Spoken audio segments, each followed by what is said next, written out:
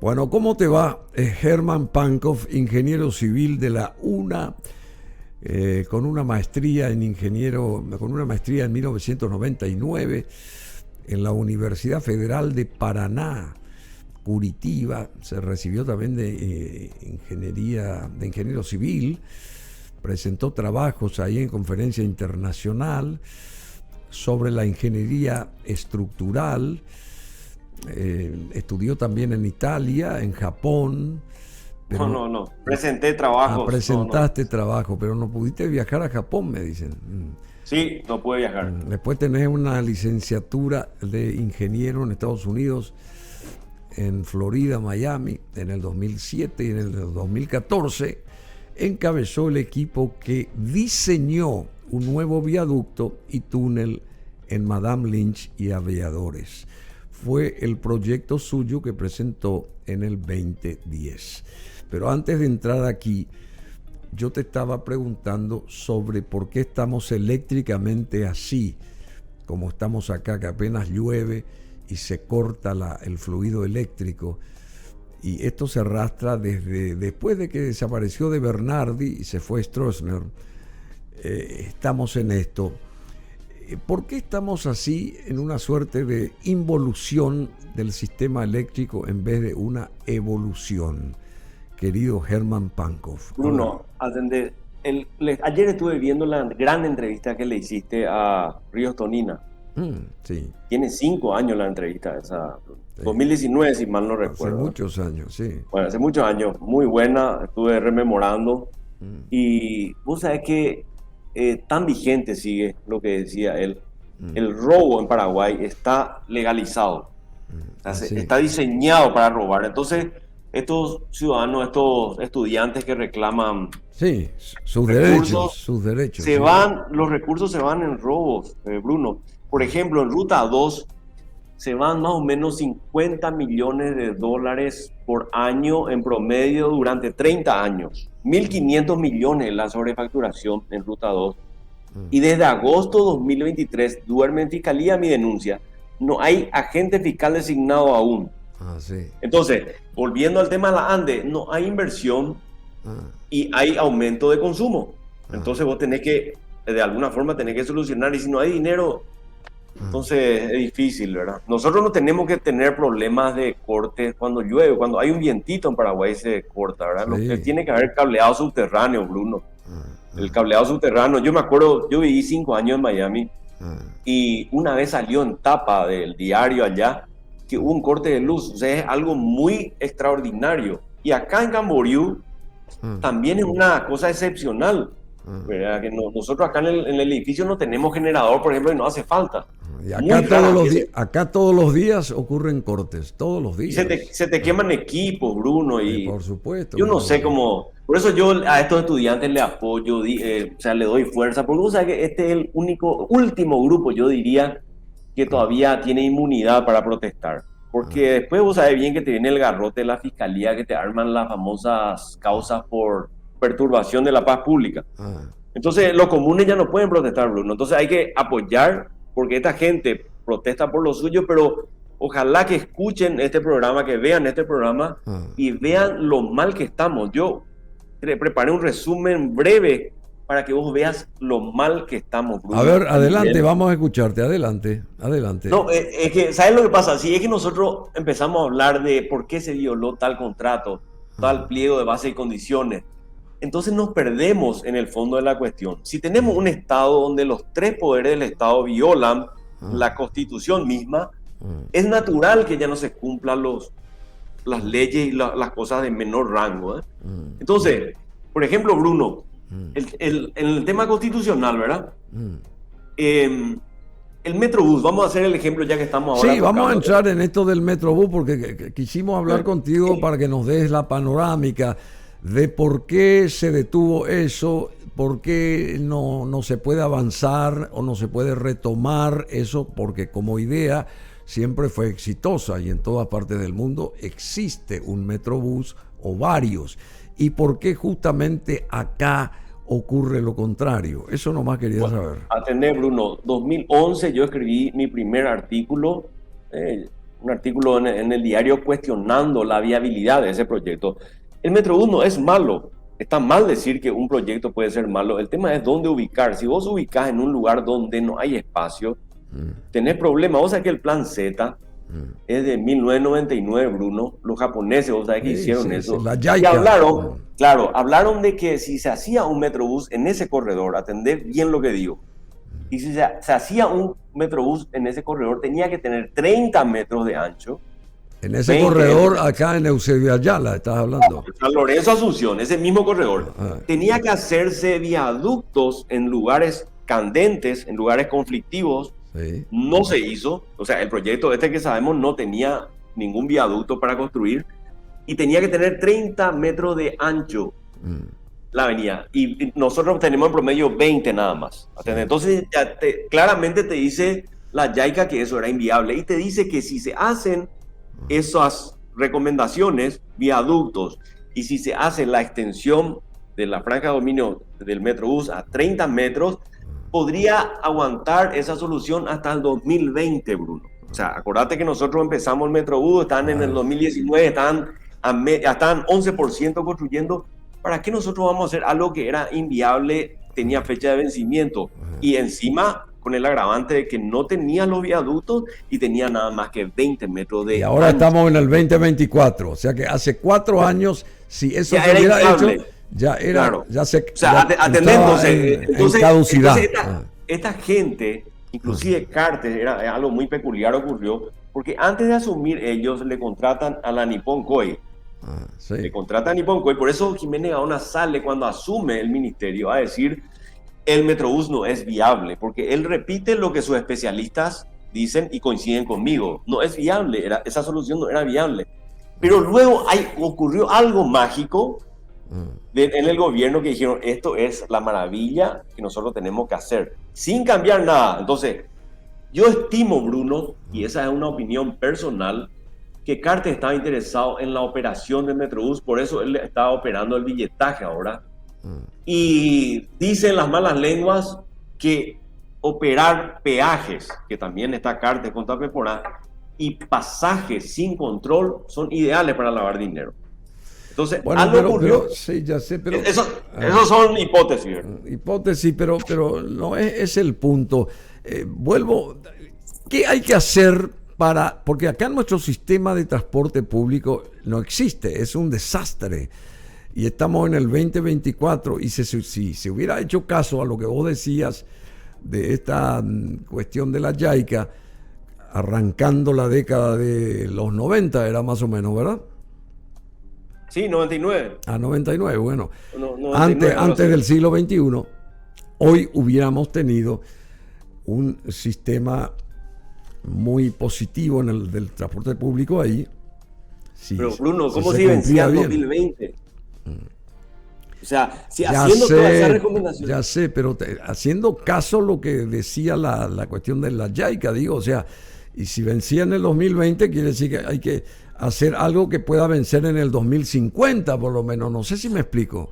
Y sigue que no hay forma, porque vos tenés un volumen alto de tránsito y tenés una avenida, eso decía la JICA, que atendé bien, usan los medios. Es una avenida comercial, Bruno. 70% es comercial, la avenida Eusebio Ayala y Mariscal Estigarribia. Uno no va a comprar una cubierta o una batería en bus, ¿correcto? Sí, ¿verdad? Claro. Entonces era inviable por la condición también social del entorno. Pero bueno, yo invito a dejar de lado porque acá tenemos ineptitud, tenemos corrupción y tenemos impunidad, como dice Río Tonina. Entonces, lo que te digo es que ver por qué estamos en este caos. ¿Y qué se puede hacer, querido Germán? ¿Qué se puede hacer? Porque hay que mirar un poco en prospección ya. ¿Para qué otra vez ir hacia atrás? Vámonos hacia adelante, por lo menos a nivel ideal.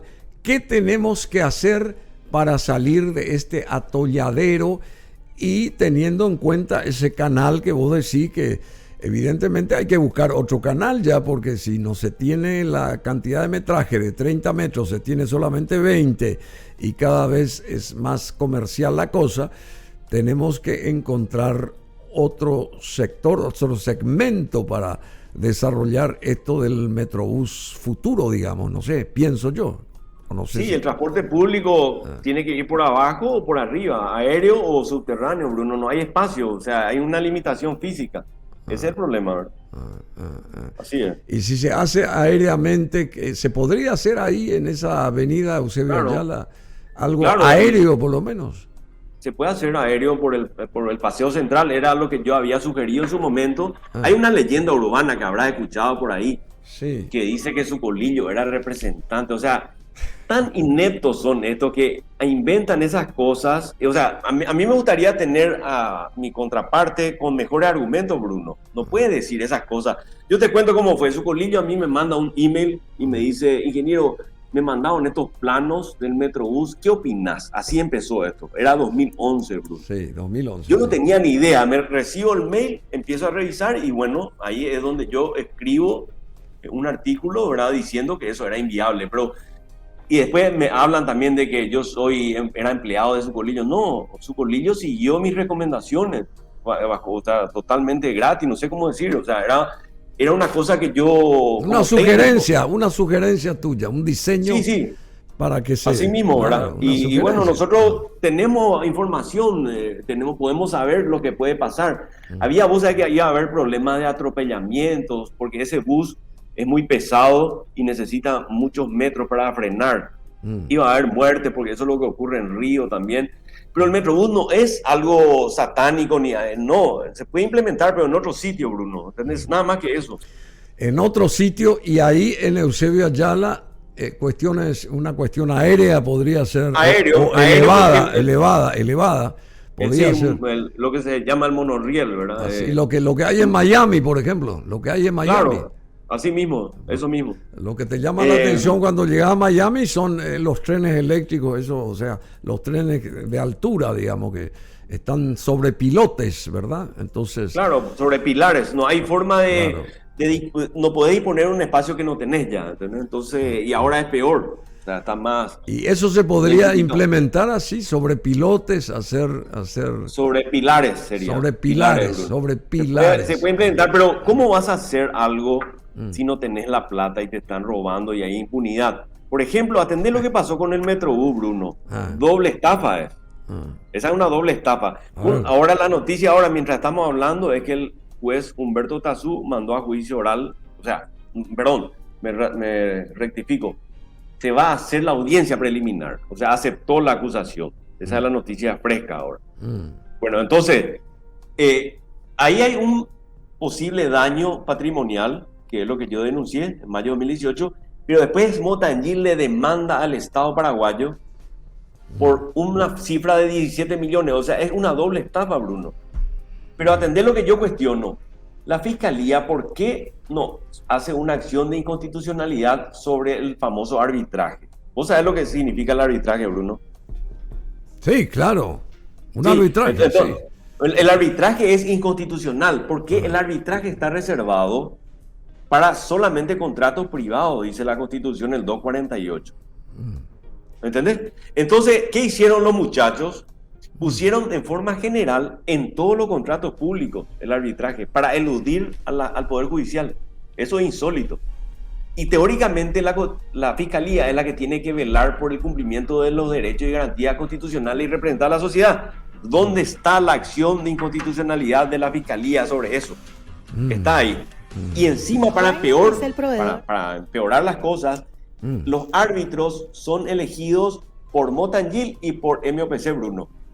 Y si la Fiscalía en su acusación insinúa de que hay una colusión, de que hubo unos pagos irregulares, primero, ¿por qué no se le imputó a Motangil? La primera pregunta que surge.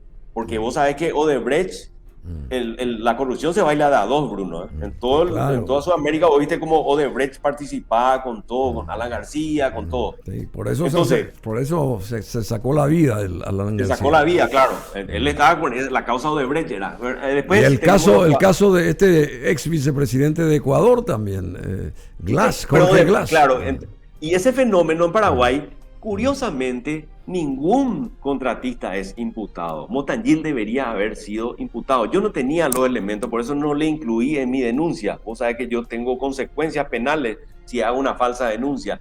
Pero la Fiscalía, cuando llega a la conclusión en su acusación de que el MOPC dio pagos irregulares a Motangil, pues bien, surge que tenía que haber imputado. Motangil tenía que haber sido imputado porque podía aportar inclusive que fue inducida Motangil por los propios del MOPC o para mejorar inclusive su acusación. Entonces, y encima no puede el Estado paraguayo ponerse en esa posición tan vulnerable donde Motangil y MOPC eligen sus árbitros. ¿Eso dónde se vio? Eso es totalmente, primero que es inconstitucional y luego que eligen entre ellos. Eso no es un jurado, un tribunal imparcial.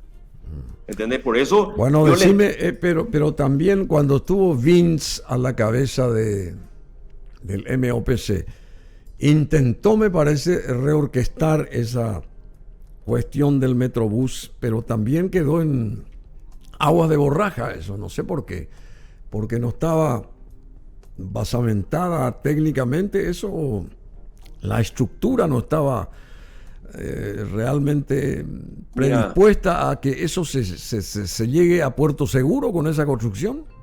Bruno, la ley le obligaba al MPC a denunciar penalmente, atendé bien. Ellos deberían haber denunciado. Al no denunciar son cómplices.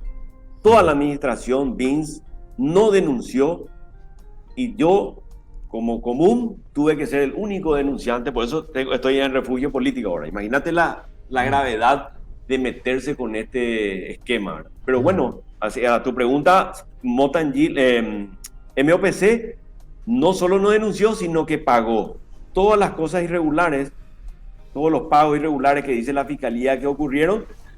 La administración Vince pagaba obedientemente, sin protestar. Bueno, acá dice que el Metrobús fue lo peor que pasó en Fernando de la Mora.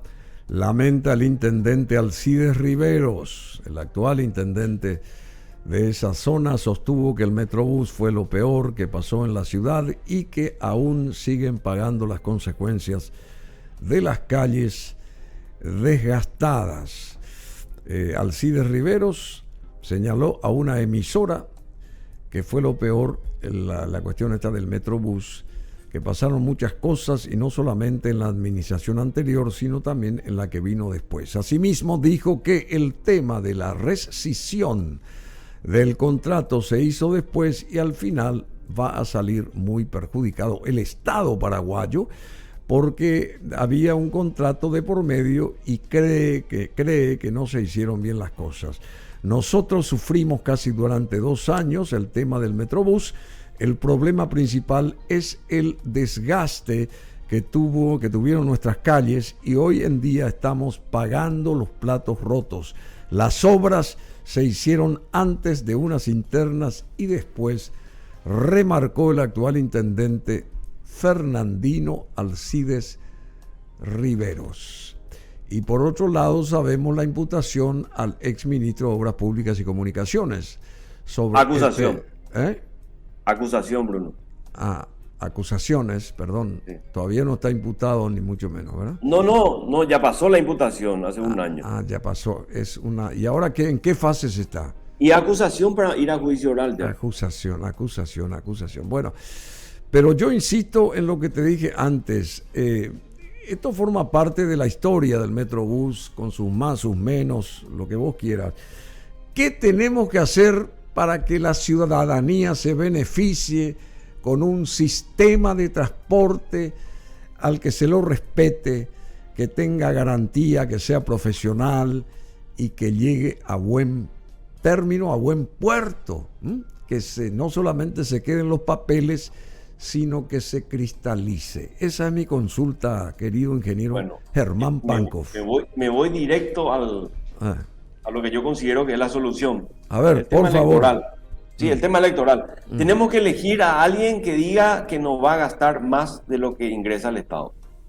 Que ese malgasto que se hace en el Estado es inadmisible, Bruno, a estas alturas. O sea, nosotros no podemos tener el gasto que genera obras como la de Ruta 2. O sea, estoy dando una cifra. Nosotros estamos pagando impuestos para pagar la Ruta 2 y encima te cobra el peaje por decreto, Bruno. O sea, hablando otra vez de inconstitucionalidades, estamos hablando de un peaje que está basado en decretos.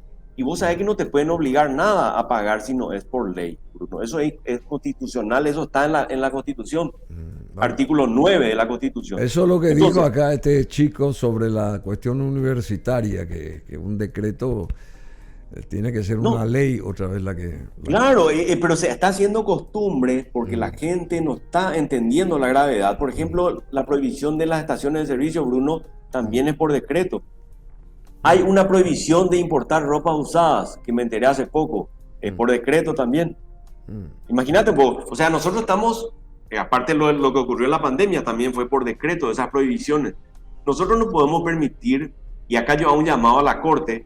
La Corte Suprema mira por televisión violaciones constitucionales. Ellos esperan que alguien se vaya a presentar una acción y esa acción demora años en resolverse, Bruno. ¿Dónde se vio eso? ¿En qué república uno puede pretender que la Constitución se haga cumplir así a largo plazo, con tiempo de 5 o 4 años en resolverse? Y encima el fallo solamente rige, ellos hacen creer eso, que rige para el peticionante.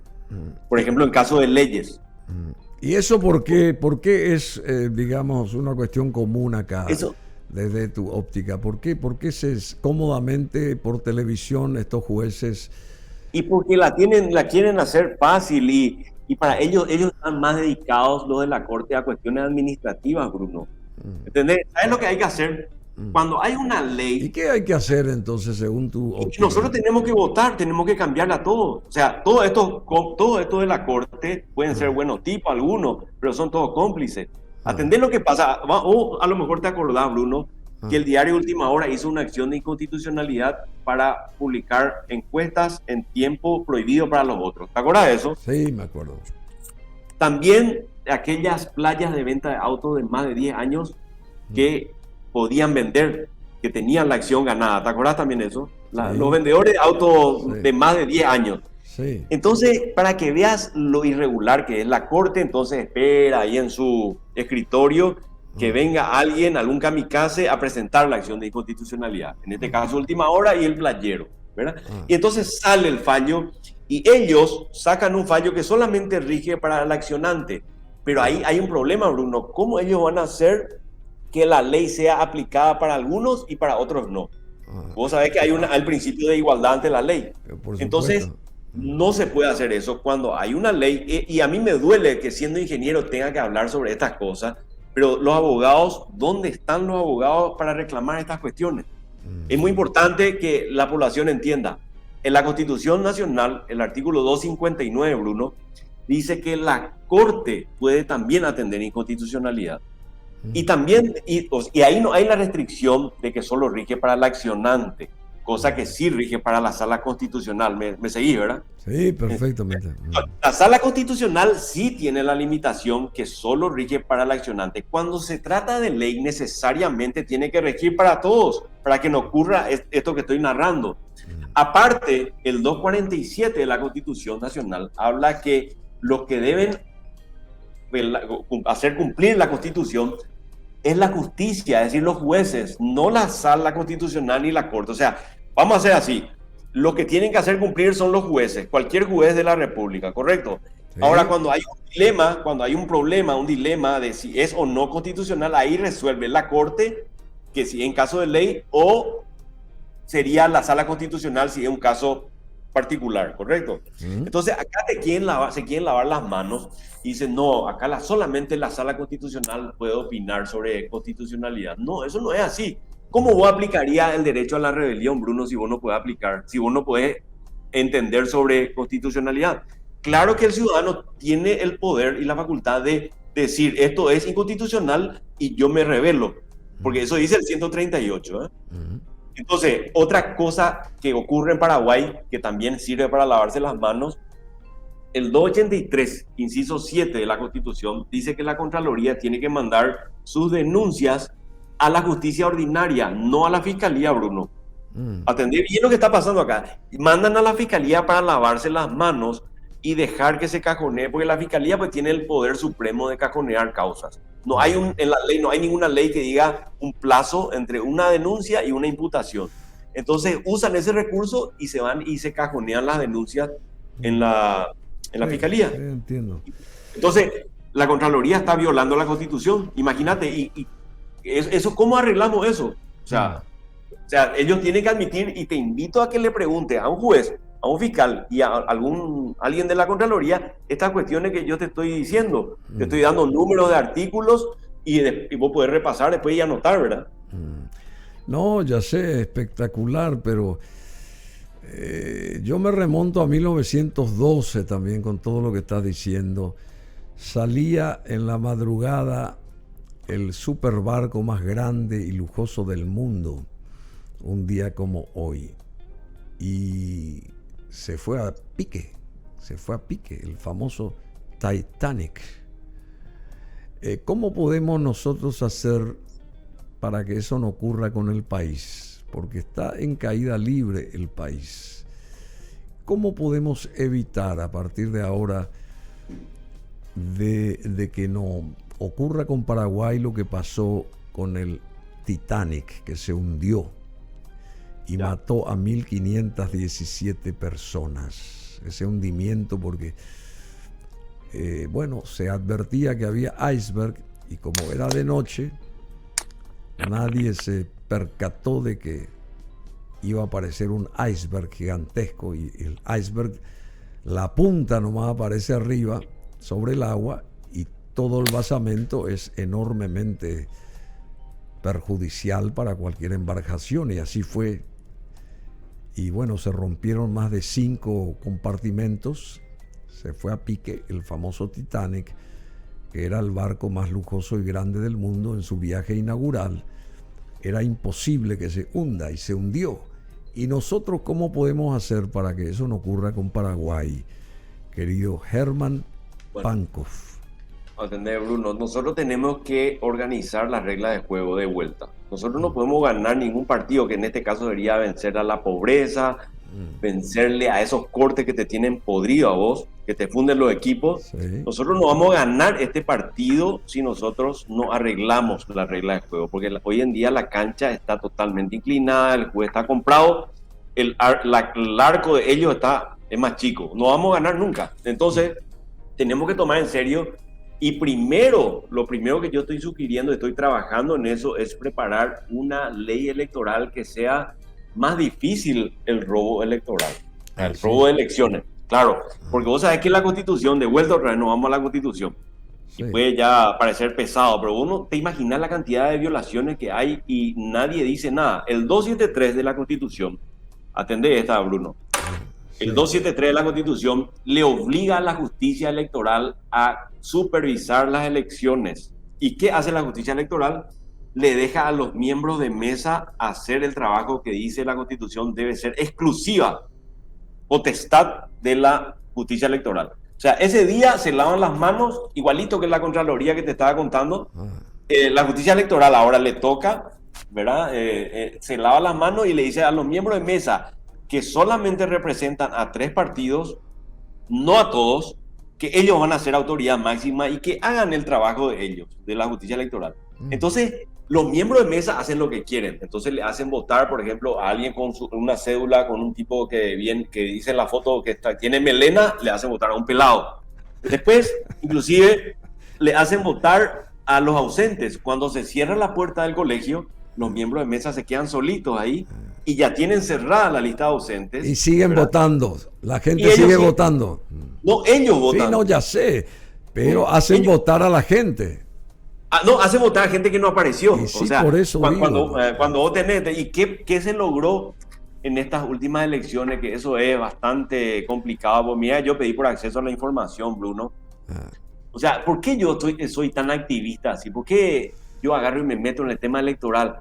Y es por necesidad, Bruno. Si yo estoy acá en el exilio, uno sabe lo duro que es. Todavía no pude legalizar. Hasta hoy estoy esperando que me convaliden que me den la licencia. Ya tengo convalidado mi título, pero me tienen que dar la licencia para ejercer acá. Eso tiene un proceso riguroso. No puedo trabajar todavía en mi profesión. Qué bárbaro. Y bueno, y uno también extraña el país. Y allá estoy, o sea, por eso... Vos tenés que venir acá, vos podés aportar mucho a favor nuestro como ciudadanos. Ahora, ¿verdad? yo tengo, por ejemplo, atender lo que pasó acá, Bruno. Cuando yo estaba acá, yo vine acá porque me amenazaron de muerte, ¿verdad? Recibí amenazas de muerte Y cuando yo estoy acá en Brasil, 2020, estamos hablando en plena pandemia, me niegan, o sea, me empiezan a llamar por audiencias. Y como yo no podía asistir, me provocaron una rebeldía. ¿Qué pasó? Yo tengo una orden de captura que no puedo levantar. Y estos sinvergüenzas no me quieren dar la telemática. O sea, ¿cómo se levanta una rebeldía? Claro, telemáticamente. Con una audiencia telemática, ¿Por claro. qué? Y porque atender lo jodido que es. Porque yo tuve la protección de refugio, es una protección de un tratado internacional, Bruno. Ellos no me pueden aplicar su reglamento IAI, su ley o su código procesal penal si yo estoy protegido por la ley de refugio. Y no estoy hablando de cosas graves, estoy hablando que me levanten mi telemática, o sea, mi rebeldía que me aplicaron injustamente. O sea, yo no quiero cruzar. Que vos te defiendas telemáticamente, síntesis, ¿no te parece? No, la defensa lo voy a hacer allá. La defensa lo voy a hacer allá. Yo quiero que me levanten, no quiero entrar como un reo prófugo en la frontera clandestina. Yo me quiero ir normalmente a Asunción. Entonces, estos sinvergüenza que te decía acá, la jueza Lourdes Rocío Garcete Ortiz y el gran sinvergüenza Carlos Hermosilla, se niegan a darme la telemática. Hasta hoy, hablamos que 2020, Bruno, a todos se le da telemática porque no había vacuna y era una orden de la corte. Reitera un poco los nombres de esos. Bueno, lo que ahora me da, porque había la que me negó en el 2020 se llama Sandra Farías, pero ahora esa ya se cambió, se jubiló. Ahora se llama la presidenta Lourdes Rocío Garcete Ortiz, una Celia Estela que no le conozco, esta Lourdes ya me negó en el 2023, el año pasado, y Carlos Hermosilla, el que se niega, que es el que sobrevive todavía al tribunal aquel del 2020, que me negó estando yo en una situación de refugio. Carlos Hermosilla. Gran activista de la ASO de Magistrados, que seguro que va a ver esto y imagínate por la... Vamos a invitarlo acá, vamos a invitarlo que nos diga por qué es que no puede sostener, no puede sostener, o sea, yo le pido, imagínate que yo no puedo viajar a defenderme, Bruno. O sea, ¿entendés? ¿Cómo yo no me voy a poder ir a Paraguay a defenderme? Y ellos me tienen en un destierro que vos sabés que eso no es inadmisible, no resiste al mínimo análisis el negarse el derecho a la defensa. Como la época romana, antigua. Claro, el destierro. Claro, allá era más jodido porque no había internet, Bruno.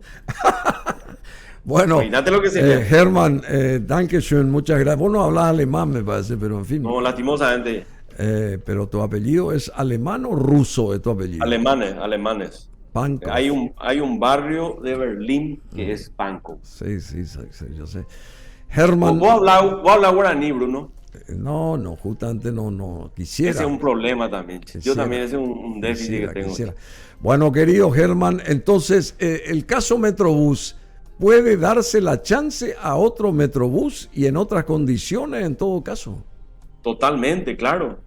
Se puede hacer Metrobús en Encarnación, en cualquier lugar donde haya espacio, Bruno. No, acá en Asunción, si Asunción necesita... Y la avenida que tiene capacidad de la Costanera, podría tener un Metrobús, pero el Metrobús no puede tener carril, o sea, es difícil tener carril exclusivo.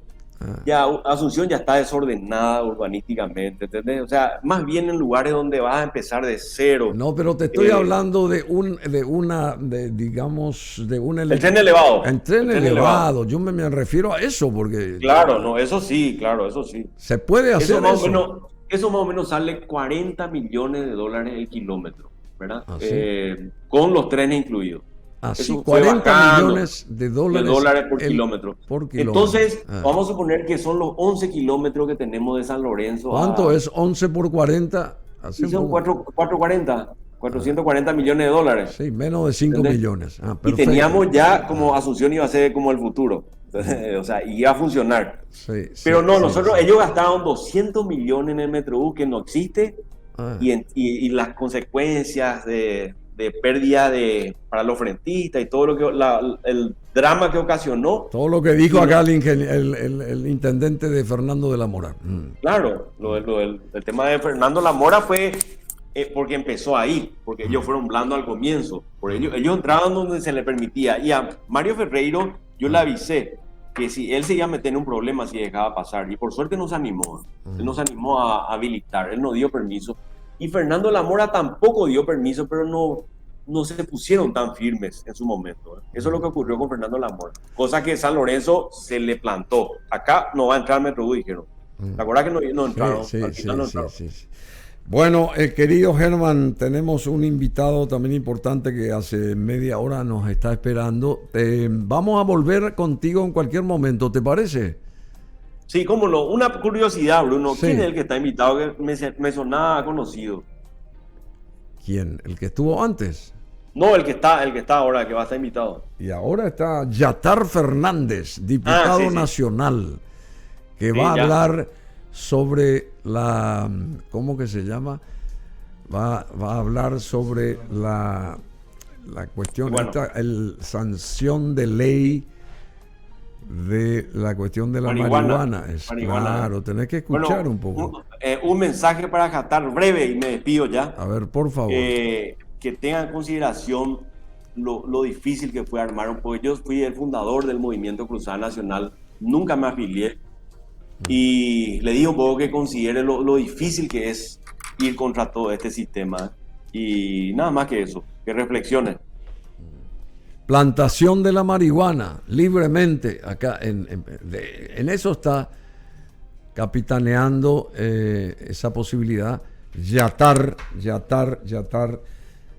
Fernández, diputado nacional, que tiene un background interesante porque se crió y estuvo muchos años allá en Europa.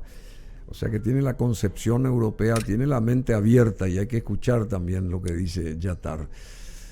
Bueno, muchísimas gracias, querido Germán Pankov. Vamos a estar de vuelta contigo en cualquier momento, ¿te parece? Vale, listo, bueno, gracias. Gracias a vos por tu intervención y por la paciencia.